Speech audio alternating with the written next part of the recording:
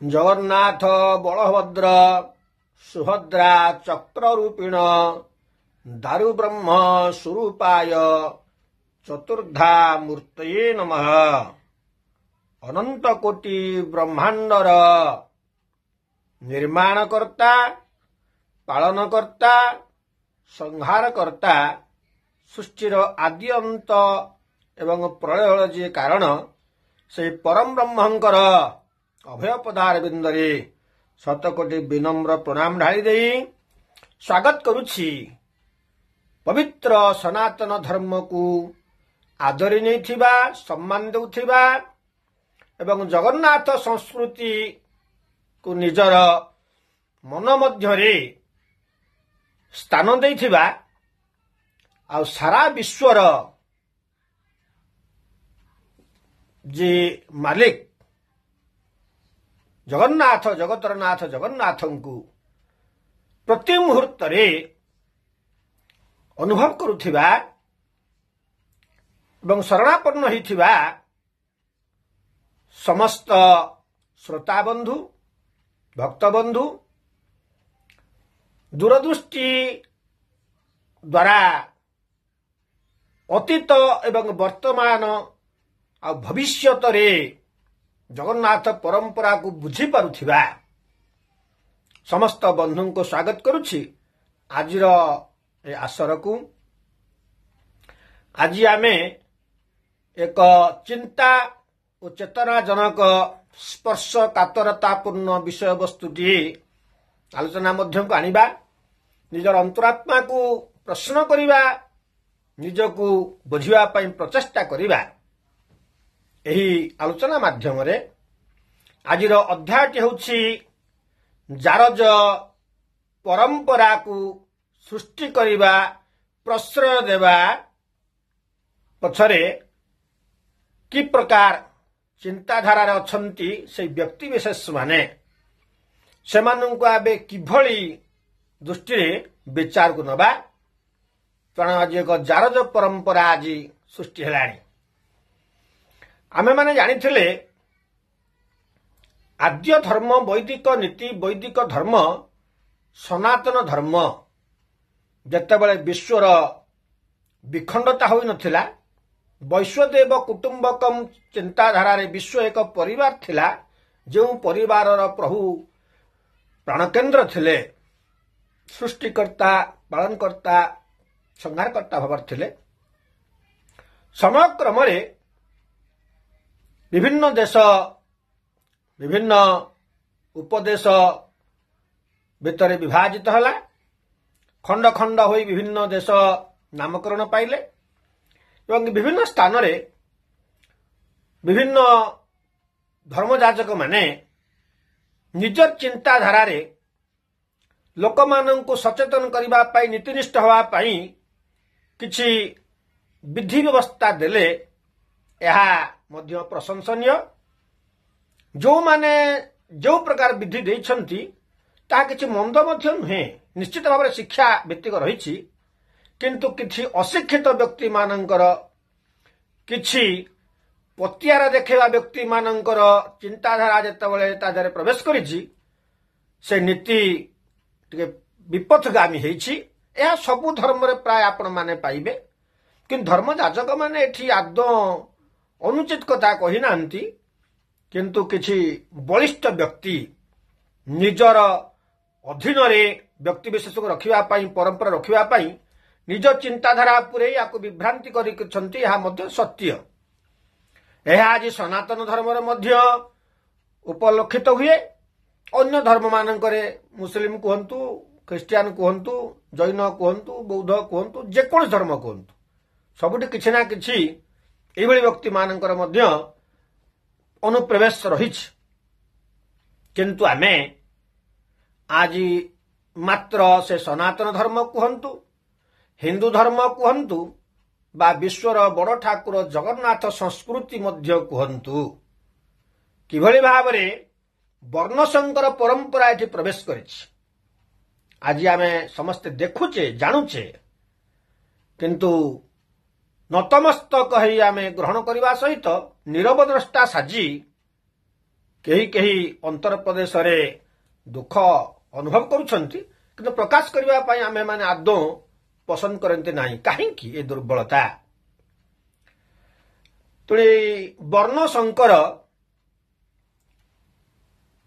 ପରମ୍ପରା କିଭଳି ଭାବରେ ସୃଷ୍ଟି ହୁଏ, ଏହା ପରିବାରକୁ ମଧ୍ୟ ଦୃଷ୍ଟିପାତ କଲେ ଅନୁମୟ ହୁଏ।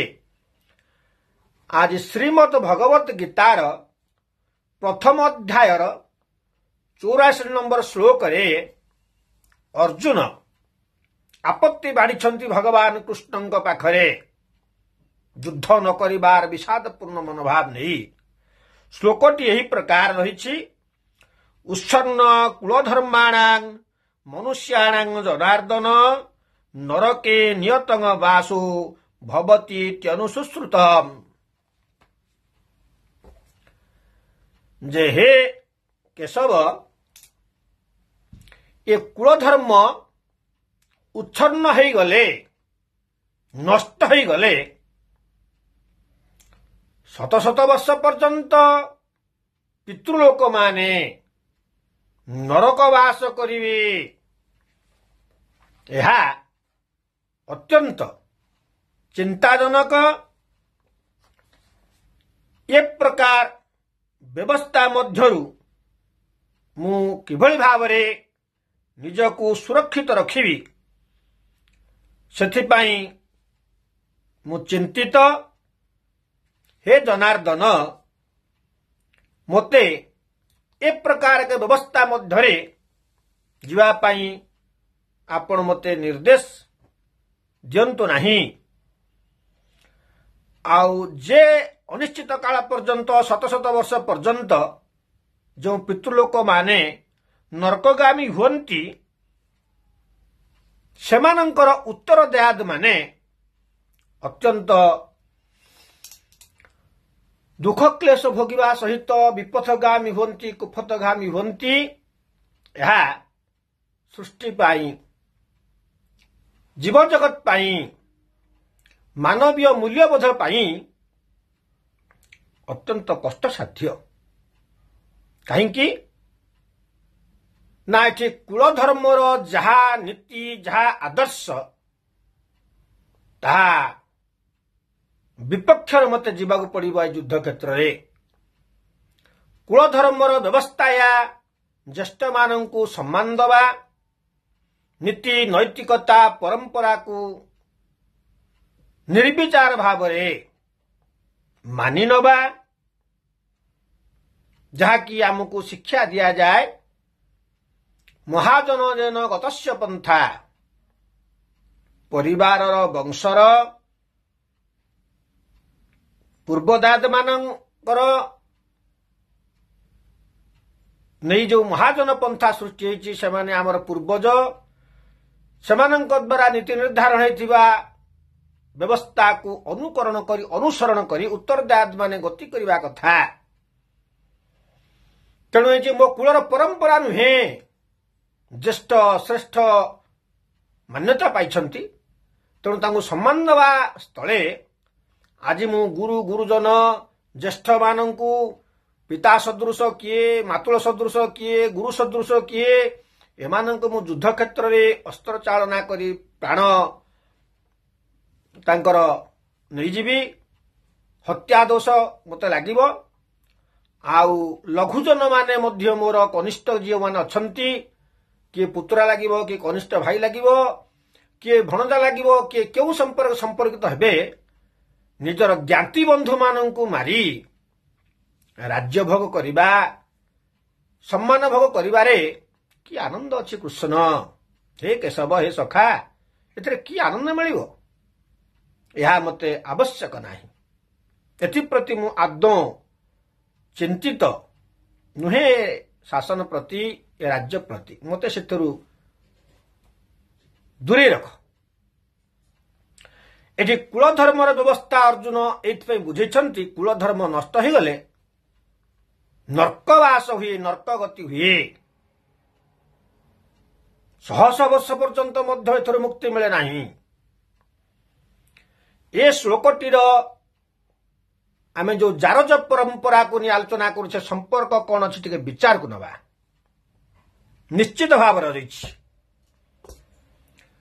आमे विभिन्न परंपरा भितर गति करुवा बेले सनातनी माने वैदिक नीति बा सनातन परंपरा को नहीं गति करती जहाँकि आज हिंदू धर्म नाम सर्वमुखरे परिचित स्थान विशेष नामकरण हो जाइछि किंतु हिंदू धर्म बोलिकी वैदिक रे कौन प्रकार व्यवस्था नहीं नामकरण नहीं ता सनातन धर्म बा सनातन परंपरा बोली वेदंकर मत किंतु ये स्थान हिमालयर पाददेश सिंधु नदीर उपत्यका मध्य जो आर्यावर्त ये आर्यावर्त प्रचलित नीति नियम गुड़ी को नहीं जो धर्मटी हिंदू धर्म नाम रे मुंड टेकी आमे समस्ते सही छत्र छाया तले वैदिक कर्म संपादन करुचे गृह परिचालना करुचे जीवन यापन करुचे तेणु आमे आमको हिंदू बोली आज निजे परिचय देउछे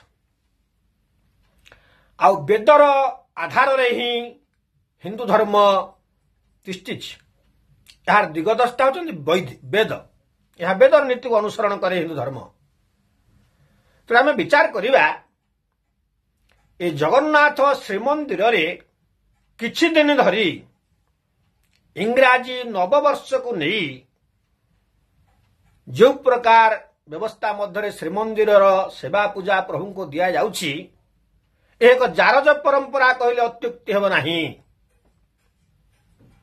ए परंपरा सनातन परामर्श नुहे वैदिक नीति उपर आधारित नुहे कि हिंदू धर्म उपर आधारित नुहे कि जगन्नाथ संस्कृति रे मध्य आधारित नुहे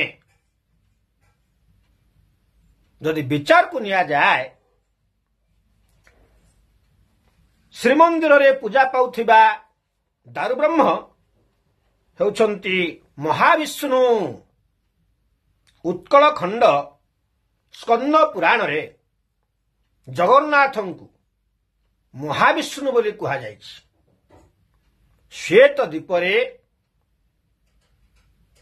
प्रभु महाविष्णु अनंत शयन रे अनंत कोटि युग पर्यंत जोग निद्रा रे रही सुंदर विश्वर परिकल्पना करिसंती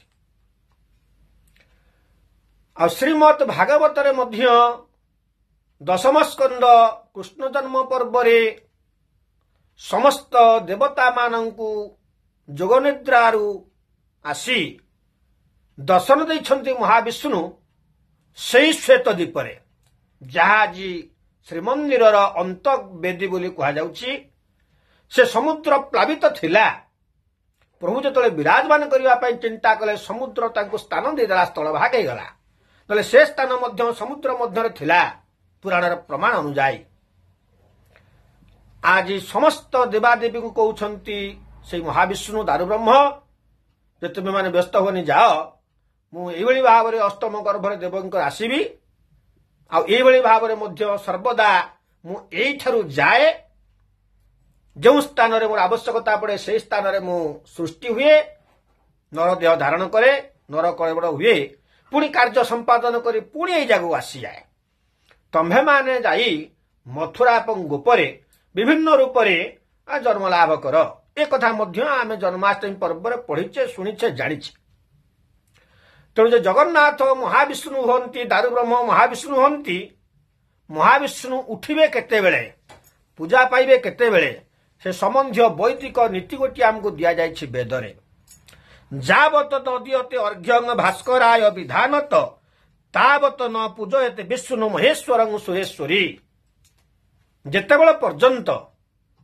आदिदेव सूर्य नारायण को अर्घ्य दिया जाई नहीं सेतेबेले पर्यंत महाविष्णु महेश्वर सुरेश्वरी न पूजयत एमानंकु पूजा करा जीव नहीं जदि दारुब्रह्म हुंती महाविष्णु तेबे सूर्यार्घ्य बिना तांकर पूजा करा जीव नहीं प्रभु ए पूजा मध्य ग्रहण करिवे नाही बोली वेद मत देले सेही परंपरा को आमे सम्मान देई वर्षरे 11 मास पूजा करिबा आगे अरुण स्तंभ रे अरुण पूजा होंती तत्परे सूर्य पूजा, तत्परे जय विजय द्वार पूजा, तापरे जाई प्रभुंकर गर्भगृहर पहुड़ खोला नीति हुए।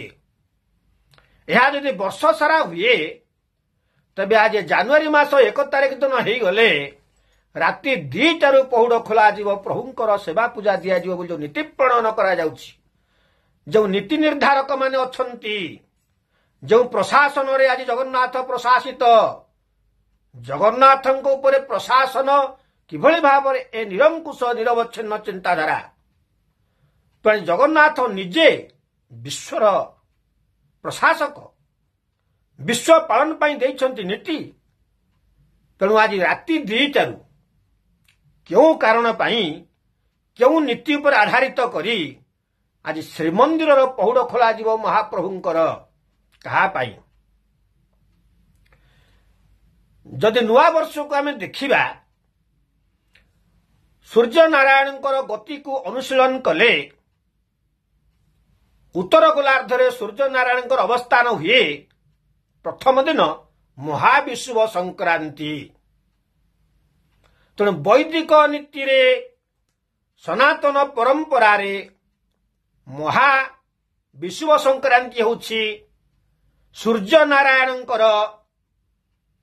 गतिर वार्षिक गतिर प्रथम दिन। यह वैदिक नीति।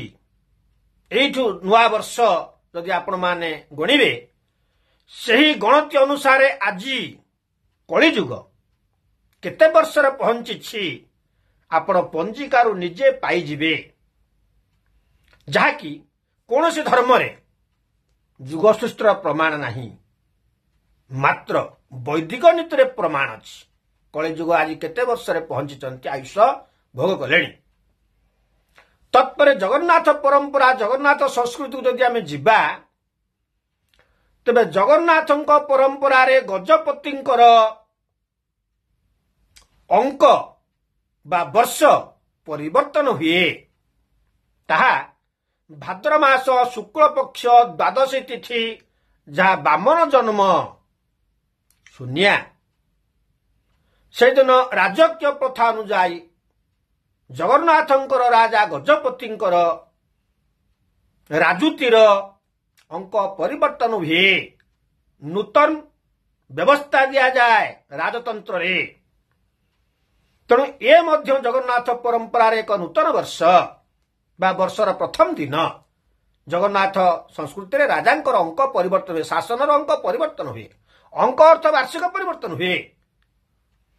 तेणु से दिन तो एक प्रकार चिंताधारा मन को आसे नहीं।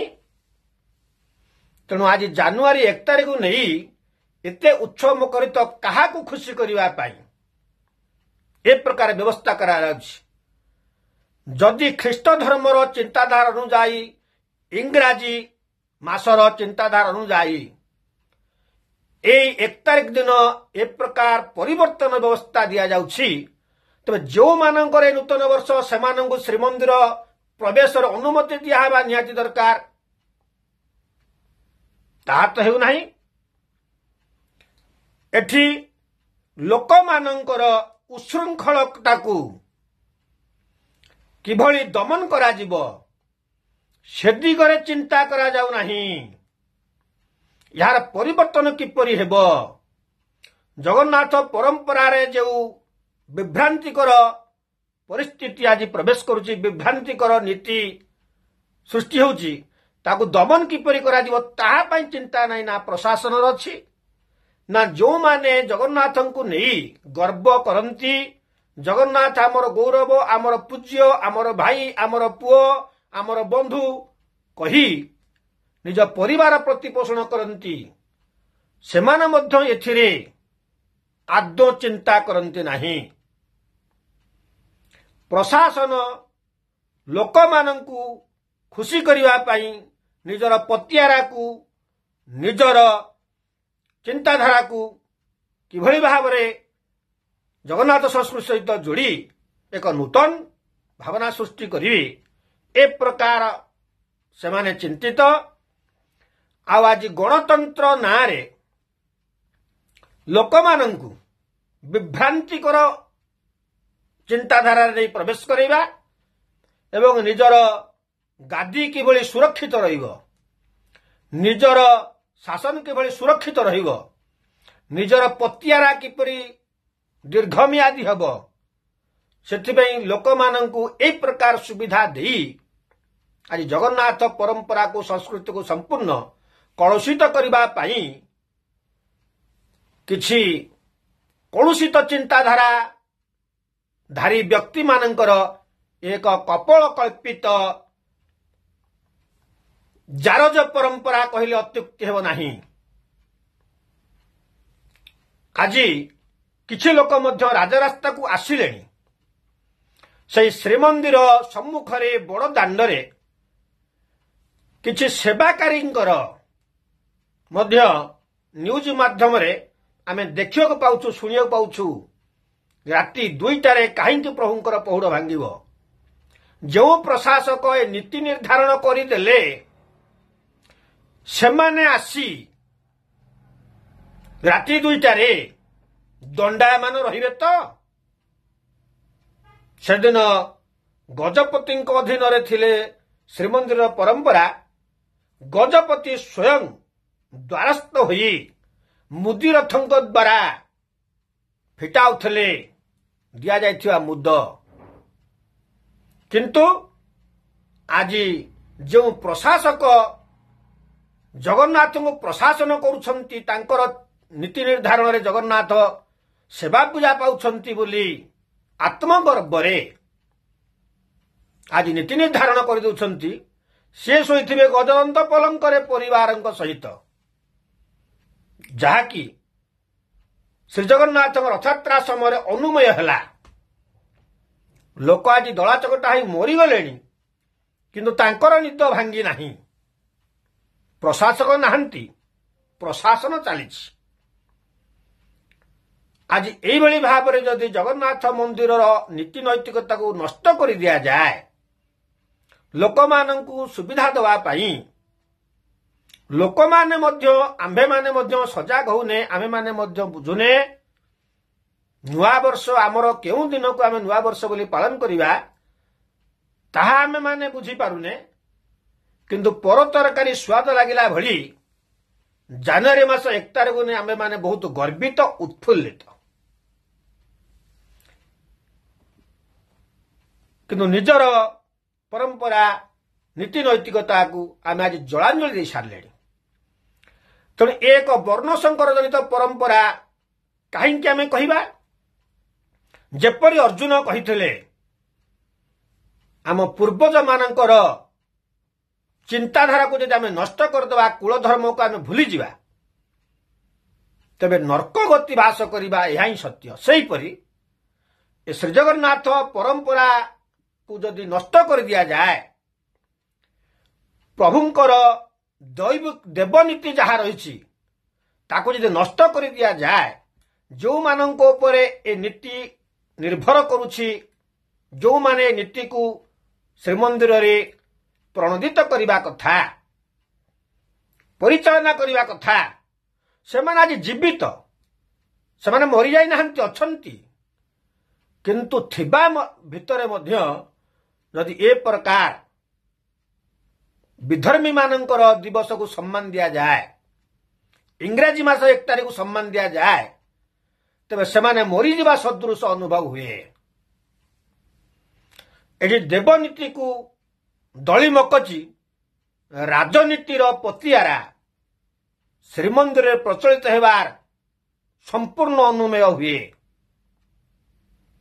ଏଥିପାଇଁ ସମସ୍ତ ଜଗନ୍ନାଥ ଅନୁପ୍ରେମୀ, ଜଗନ୍ନାଥଙ୍କୁ ଶ୍ରଦ୍ଧା ସମ୍ମାନ ଦେଉଥିବା ଜଗନ୍ନାଥ ପ୍ରେମୀମାନଙ୍କୁ ମୁଁ ନିବେଦନ କରିବି, ସନାତନ ପରମ୍ପରାକୁ ସମ୍ମାନ ଦେଉଥିବା, ନିଜକୁ ଜଣେ ସନାତନୀ ବୋଲି ଚିନ୍ତା ବ୍ୟକ୍ତ କରୁଥିବା ଏବଂ ବୈଦିକ ପରମ୍ପରା ସୃଷ୍ଟିର ଆଧାର ଏବଂ ବୈଦିକ ପରମ୍ପରାକୁ ମାନୁଥିବା ବ୍ୟକ୍ତିବିଶେଷଙ୍କୁ, ଶ୍ରୀଜଗନ୍ନାଥଙ୍କୁ ମାନୁଥିବା ବ୍ୟକ୍ତିବିଶେଷଙ୍କୁ ମୁଁ ଅନୁରୋଧ କରିବି, ଏଥିପ୍ରତି ଦୃଢ଼ତାର ସହିତ ଏ ପ୍ରକାର ପରମ୍ପରାକୁ ନିନ୍ଦା କରିବା ଦରକାର, ଏ ପ୍ରକାର ପରମ୍ପରାକୁ ଦୂରେଇ ରଖିବା ଦରକାର, ନିଜର ଅସହଯୋଗ ମଧ୍ୟ ପ୍ରଦର୍ଶନ କରିବା ଦରକାର।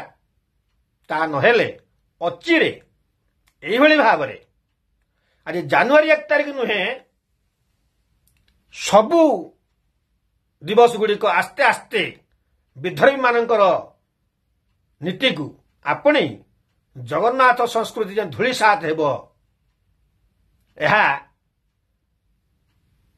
ଅଳ୍ପ ଦିନ ମଧ୍ୟରେ ଆପଣମାନେ ଦେଖିବାକୁ ପାଇବେ, ଜାଣିବାକୁ ପାଇବେ। ନିଶ୍ଚିତ ଭାବେ ଆମେ ଭୋଗ କରିବା। ତେଣୁ ସମସ୍ତେ ଆମେ ସଜାଗ ହେବା। ଏହି ନବବର୍ଷକୁ ଆମ୍ଭେମାନେ ଆମର କେଉଁଦିନ ନବବର୍ଷ ପଡୁଛି ବୈଦିକ ନୀତି ପରମ୍ପରା ଅନୁଯାୟୀ ବା ଆଦିଦେବ ସୂର୍ଯ୍ୟନାରାୟଣଙ୍କର ଗତି ଅନୁଯାୟୀ କେଉଁଦିନ ନବବର୍ଷ, ସେହିଦିନ ଆମେ ସମ୍ମାନ ଦେଇ ପାଳିବା। ଏ ପ୍ରକାର ନବବର୍ଷ ଆମ୍ଭମାନଙ୍କୁ ଏକ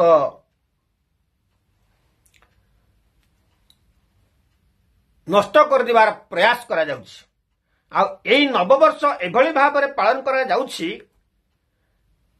ରାତି ଅଧ ପର୍ଯ୍ୟନ୍ତ ଅପସଂସ୍କୃତିରେ ଜଡ଼ିତ ଆମ୍ଭମାନଙ୍କର ପିଲା, ସେ ଭୋଜିଭାତ ହେଉ, ସେ ନାଚ ଗୀତ ହେଉ, ଯାହା ହେଉ,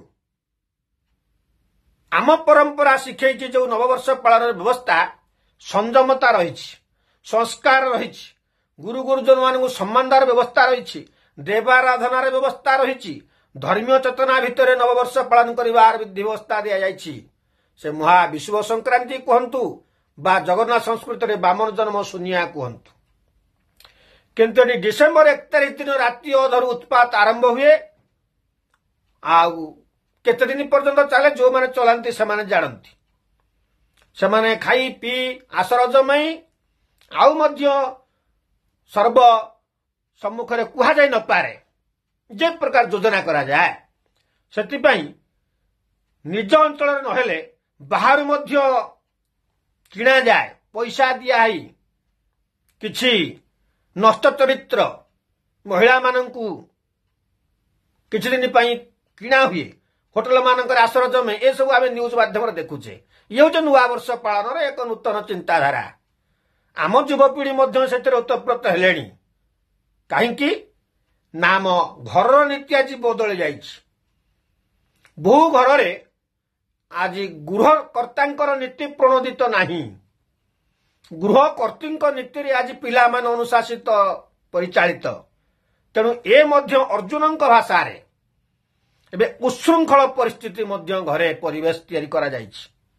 ଯେଉଁଥିରୁ ତିଆରି ହେଉଛନ୍ତି ଏ ବିଶୃଙ୍ଖଳିତ ମାନସିକତାର ଯୁବକ ଯୁବତୀ। ସେଇମାନେ ପାଳନ୍ତି ଏଇ ଜିରୋ ନାଇଟ୍ ନବବର୍ଷ। ତାପରେ କିଛି ନା କିଛି ଆସ୍ତେ ଆସ୍ତେ ଶୁଣିବାକୁ ମିଳେ। ପରିଶେଷରେ ଗୃହ କର୍ତ୍ତା ଏବଂ କର୍ତ୍ତୀ ମୁହଁ ଘୋଡ଼େଇ ରାସ୍ତାରେ ଚାଲିବାକୁ ପଡ଼େ। ଲଜ୍ଜା ଲାଗେ। ପୁଅ ଝିଅମାନଙ୍କର ଏ ପ୍ରକାର ଚିନ୍ତାଧାରା ଆସି ପହଞ୍ଚେଇ ଦିଏ। ଏ ପ୍ରକାର ବଞ୍ଚିବାର ମଧ୍ୟ କିଛି ମୂଲ୍ୟ ନାହିଁ।